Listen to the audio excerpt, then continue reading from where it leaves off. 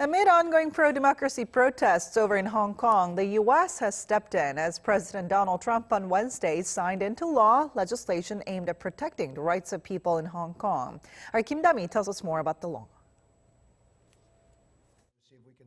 Despite objections from Beijing, President Trump has decided to back Hong Kong. Trump said in a statement that his decision comes out of respect for President Xi Jinping, China, and the people of Hong Kong, in hopes of leaders of China and Hong Kong settling their differences for peace and prosperity for all.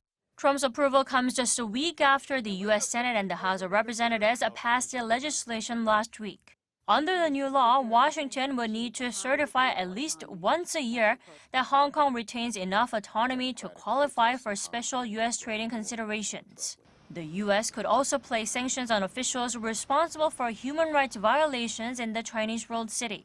The new law also bans exports of certain military supplies, which could be used against the people of Hong Kong. Looking to strike a trade deal with China ahead of the 2020 re-election bid, Trump had been vague about whether he would sign or veto the legislation.